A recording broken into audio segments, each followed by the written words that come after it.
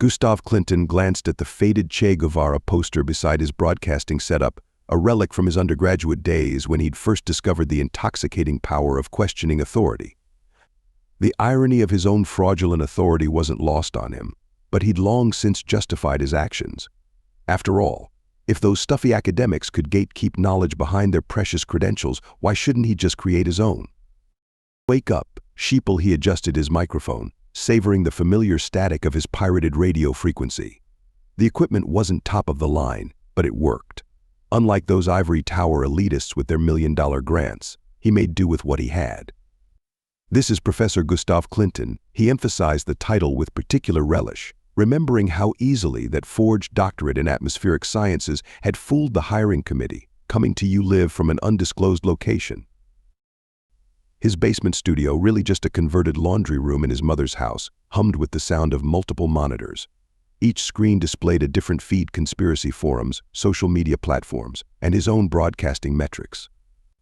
The latest viral video playing across his main screen showed a massive triangular shape moving behind clouds over Tokyo. Classic deep state propaganda, he sneered into the mic, adjusting his question everything t-shirt. I've seen better CGI in student films, and believe me, I've seen plenty. He couldn't help but smirk, remembering the 2 semesters he'd actually taught before someone had bothered to verify his credentials. Those students hadn't appreciated his genius either. The chat feed on his blockchain broadcast lit up with supporters. Gustav basked in their validation. Here finally was an audience that understood him. No peer review needed, no stuffy academic committees to please. Just pure, unfiltered truth, or at least his version of it. Let me break this down for you, he continued, pulling up the Tokyo footage again.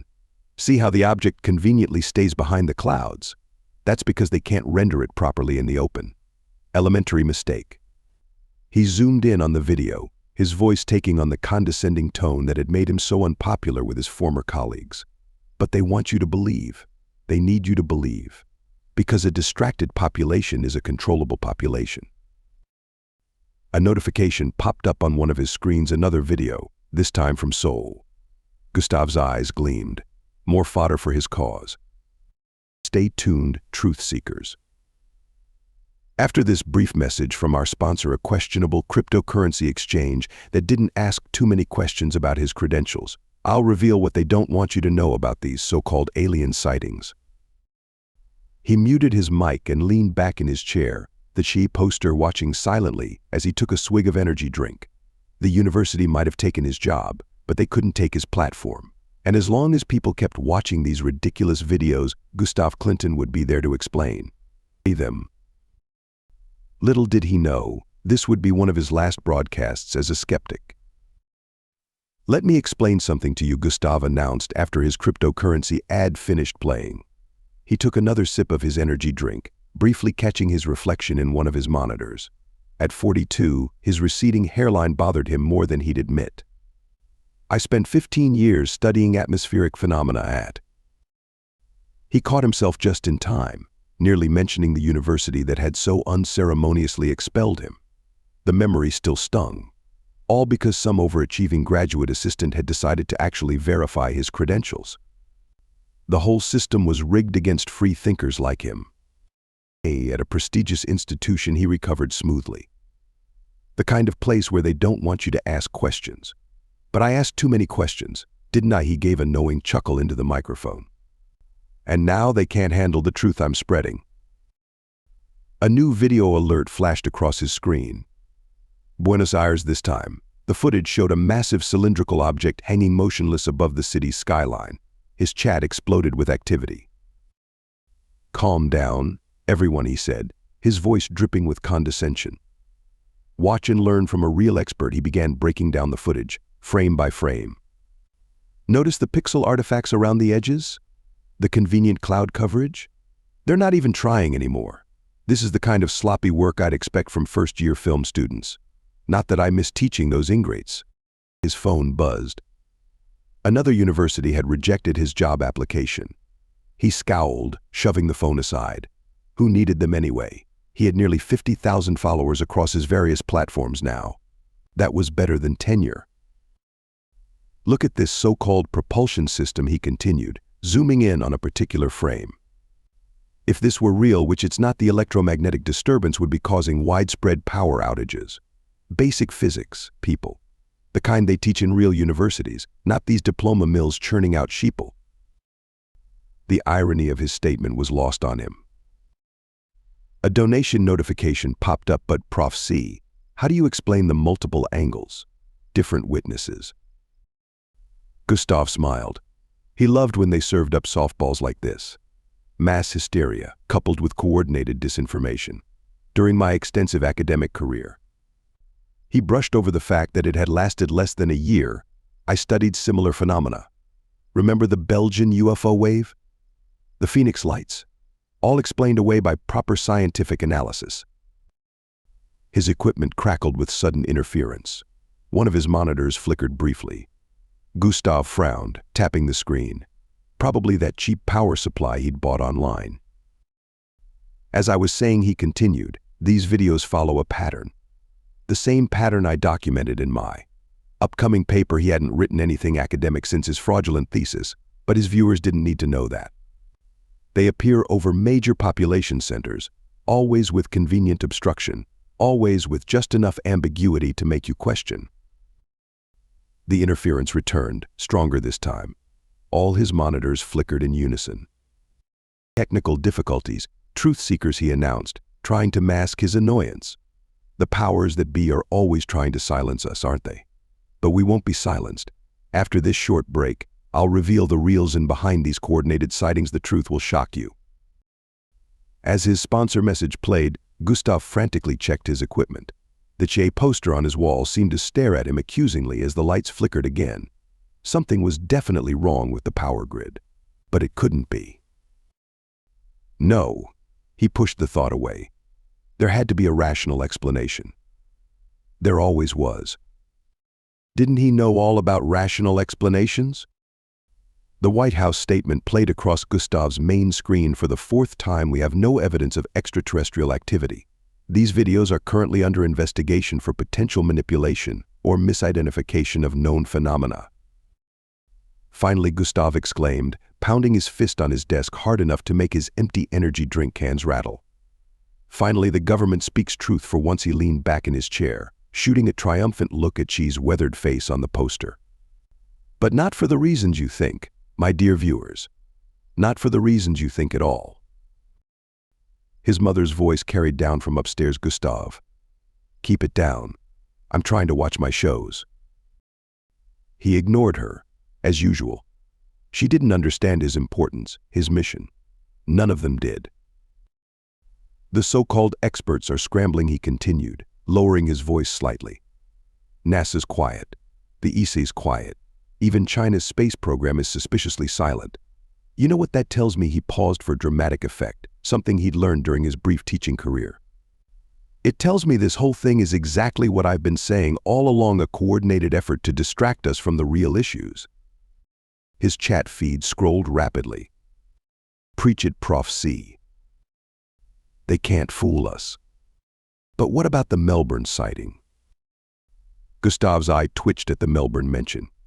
That footage had been particularly convincing, but he wouldn't let it shake his certainty. Let me tell you about Melbourne, he said, pulling up the footage. Let me show you exactly how they. The interference was back, stronger than before.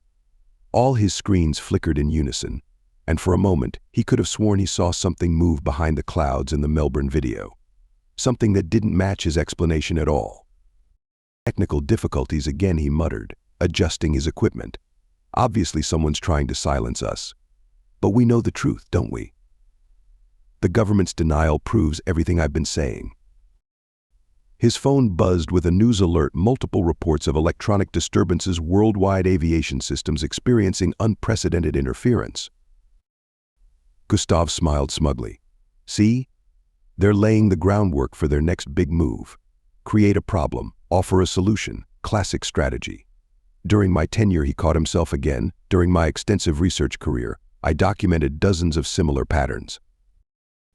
The lights flickered again, and this time his mother's voice didn't come down to complain. In fact, he could hear her television go silent upstairs. Just a power surge, he assured his viewers, though his voice wavered slightly. They're really pulling out all the stops today, aren't they? But they can't fool us. We're too smart for their tricks. We see through their lies. A donation popped up. Prof C. My pilot friend says they're grounding all flights worldwide. Perfect, Gustav exclaimed, too loudly again. Exactly according to their playbook. Create a crisis, implement controls, restrict movement. Basic stuff, people. I could teach a course on this. I have taught courses on this. His equipment crackled ominously. Through his basement window, he could see an unusual purple tinge to the sky. Probably just sunset, he told himself. Had to be sunset, even though it was only 2 p.m. The government's denial is all the proof we need, he continued, his voice rising to cover the growing hum of something outside. They deny it because there's nothing to deny. It's all fabricated. All of it. Just like those credentials they said I fabricated. But who's the real fraud here? Who's really lying to the people? The purple light outside grew stronger. His monitors were showing interference patterns he'd never seen before. But Gustav Clinton wouldn't be shaken. He couldn't be. After all, if he was wrong about this. No, he couldn't be wrong. He was never wrong. Was he? 3 weeks into the global sightings, Gustav was working overtime. His viewer count had tripled, hitting numbers that almost made up for his lost professor's salary. Almost. His basement studio had become a fortress of empty energy drink cans and half-eaten delivery meals, much to his mother's ongoing dismay. The pattern is clear as day. People, he gestured wildly at his main screen, where he'd mapped every reported sighting. Every single incident follows major financial centers: New York, London, Tokyo, Frankfurt. His hands trembled slightly as he manipulated the map. He told himself it was just caffeine jitters, not the growing doubt gnawing at the edges of his certainty. It's about controlling the markets, creating artificial panic. I've mapped every single incident. He stopped mid-sentence as a new video alert flashed across his screen. London, again, but this time. What in the... he muttered, forgetting he was live. This footage was different. Crystal clear, broad daylight, multiple angles, no clouds, no convenient obstructions. Just a massive geometric shape hovering over the Thames, its surface reflecting sunlight in ways that defied his understanding of optics. His chat exploded. Explain that, Prof. No clouds this time. Still think it's fake. Gustav swallowed hard, his throat suddenly dry. He reached for another energy drink, knocking over several empty cans in the process. The HYF poster seemed to mock him from the wall. Obviously, he began, his voice higher than usual. Obviously, this is an advancement in their technology. Their CGI capabilities have improved. They're investing more in their deception. A donation notification interrupted him. My sister works at Heathrow. They've evacuated the entire airport. This is real. No, Gustav snapped, slamming his hand on the desk. Listen to me. I spent years studying. He couldn't even finish the lie. The London footage played on loop before him, showing something that violated every explanation he'd ever given. His phone was flooded with notifications. Similar sightings in Paris, Berlin, Moscow, all in broad daylight, all impossibly clear. The pattern, he insisted, voice cracking. The pattern proves it's all coordinated. If you look at the financial implications, static cut through his broadcast. All his monitors flickered simultaneously. When the interference cleared, his main screen showed a new video, this one from his own city. A massive shadow was moving over downtown, less than 10 miles from his mother's house. His basement window, usually showing a sliver of sky, now displayed an impossible shade of purple. This is clearly. Gustav's hands shook as he downloaded the local footage for analysis. But what was there to analyze? It was happening right outside. No, it couldn't be. He was the expert. He was Professor Gustav Clinton. He had spent 15 years. No, he hadn't. He had lied about that. Just like he'd lied about his credentials. Just like he'd lied about.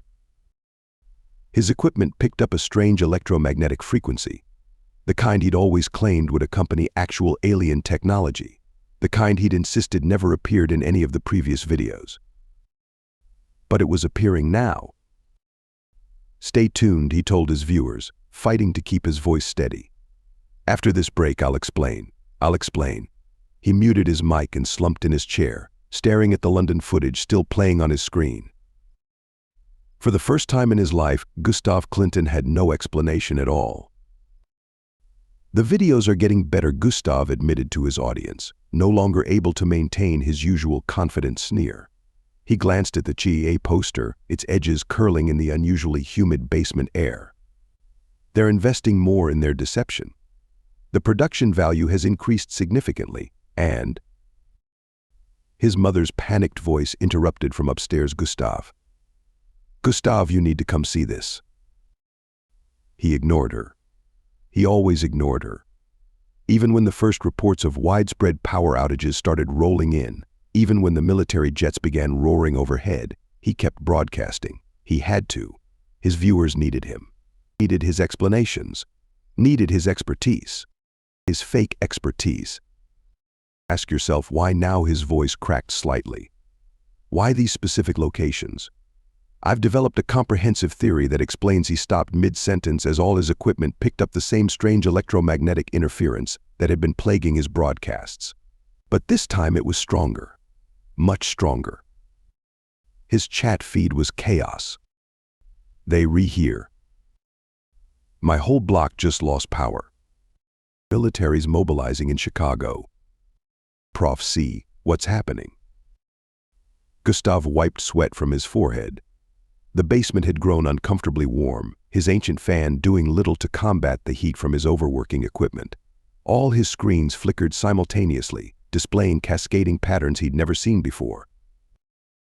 "These electromagnetic disturbances," he started, trying to sound academic, professional, "are consistent with. He couldn't finish. Every explanation he'd ever given about EMF interference seemed hollow now, childish even. His phone lit up with an emergency alert. "All citizens advised to seek shelter immediately. This is not a drill. This is clearly another example of—" Gustav's voice trailed off as a deep, vibrating hum penetrated his basement walls. The kind of sound that you felt in your bones. The kind of sound that no human technology could produce. No, he couldn't think like that. "The military," he said quickly, "is obviously testing new sonic weapons. During my research, the lie died in his throat as his main monitor displayed new footage from downtown. The massive craft was clearly visible now, its surface a mesmerizing pattern of lights and geometries that defied explanation. His viewers were still watching, still waiting for him to make sense of it all. Their comments scrolled past in a blur of panic and confusion. "Please explain this, Prof C. God help us all. Were we wrong?" "Listen to me," Gustav said, his authoritative tone completely gone now. "There has to be a logical explanation. There has to be. Because if there isn't, if these are really—" He couldn't bring himself to say the word aliens, not after years of mockingly dismissing every UFO video, every eyewitness account, every piece of evidence that contradicted his worldview. The humming grew louder. His equipment was going haywire. Through his basement window, the purple sky had taken on a metallic sheen that made his stomach turn. "I want to address the recent developments," he tried again, desperately clinging to his role as an expert. "The current atmospheric phenomena we're observing." Every light in the house flickered violently. Upstairs, he heard his mother scream. The HYF poster finally fell from the wall, drifting to the floor like an abandoned ideology. Gustav stared at it, remembering how he'd once prided himself on questioning everything, on challenging authority.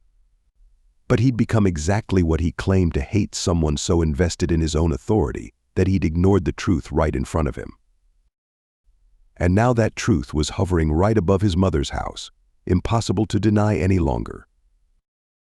I may need to revise some of my previous statements," he whispered into the microphone, as the humming grew loud enough to rattle his teeth.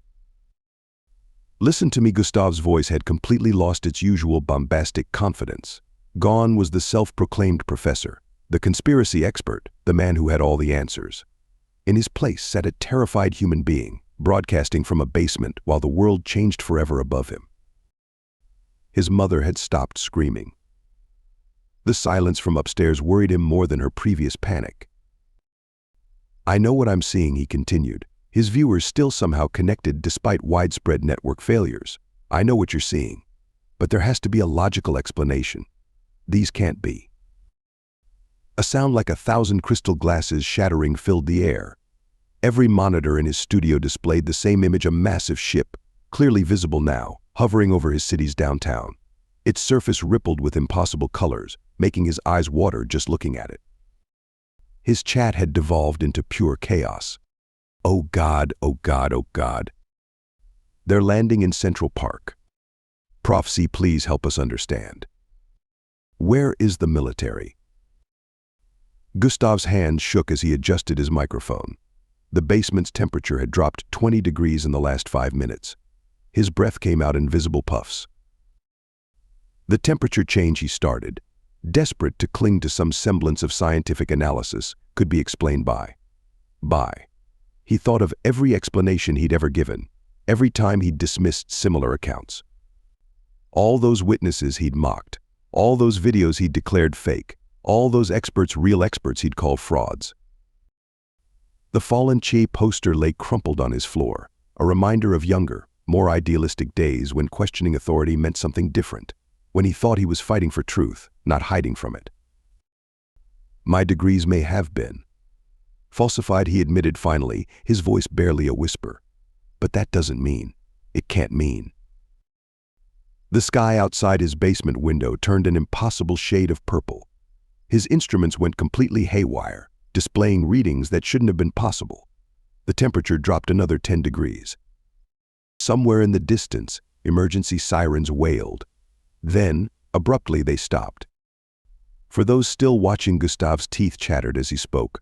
"I need to acknowledge some possible errors in my previous analyses. The electromagnetic readings we're currently experiencing. They're beyond anything in my research. Beyond anything in any research." A new sound filled the air, a deep, resonant tone that made his bones vibrate. His remaining functioning monitor showed military jets approaching the ship. They looked like toys compared to its massive bulk. "This can't be happening," he whispered, forgetting he was still broadcasting. "This isn't possible. I wrote papers about why this isn't possible, papers submitted with fake credentials to back up fake research." The military jets opened fire. Their missiles disappeared into the ship's surface without effect, absorbed like raindrops into an ocean. The ship's response was immediate, a pulse of light that left Gustav temporarily blind. When his vision cleared, the jets were gone. Simply gone, as if they'd never existed. "Oh God," he breathed into his microphone. His entire worldview was unraveling, years of carefully constructed theories and explanations crumbling in minutes. "My mother. I need to check on my mother." But he couldn't move, could barely breathe. Through his window he could see them now, smaller craft, descending from the massive ship. Their movement defied physics. Their very existence defied everything he'd ever claimed to know. "To all my viewers," his voice trembled, I think I may have been." The power went out before he could finish his confession. In the darkness of his basement, Gustav Clinton, self-proclaimed expert and professional skeptic, finally faced the truth he'd spent years denying. They were here, and he had been wrong about everything. Gustav fumbled in the darkness for his emergency power supply, hands shaking as he connected it to his broadcasting equipment. His basement studio, once his sanctuary of skepticism, now felt like a tomb. The backup lights cast weak, yellowish beams through the stale air. "This is Gustav Clinton," he spoke into his microphone, dropping the professor title for the first time in years. Possibly for the last time, the admission tasted bitter in his mouth. His chat was still somehow active, though messages were coming in sporadically now. "They've landed in Beijing. London is gone dark. God help us all. Prof C was wrong." The last message stung, but he couldn't deny it anymore. Outside his window, the purple sky had taken on a metallic sheen. The massive ship above cast shadows that seemed to bend reality itself. I'm seeing. His voice shook as he struggled to describe the impossible scene. I'm seeing things that can't, that shouldn't. A sound like tearing metal filled the air, drowning out his words. His mother's house shuddered. Books fell from shelves. The HYF poster, still crumpled on the floor, disintegrated as a wave of energy pulsed through the basement. "They're here," he continued, knowing these might be his final words to the world. "Over my location. Multiple craft, massive, beyond anything. Oh God, I was wrong. I was wrong about everything." His remaining monitor flickered to life one last time, showing footage from downtown. Green beams of light sliced through buildings like they were made of paper. The city's skyline, once familiar and comforting, was being rewritten in fire and light. "For years I claimed to be an expert," he confessed, tears streaming down his face. "I faked credentials because I thought I knew better than everyone else.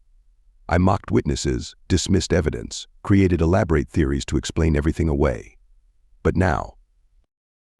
Another energy pulse rocked the house. Dust rained from the ceiling. Through his window, he could see smaller craft descending, their surfaces rippling with impossible colors.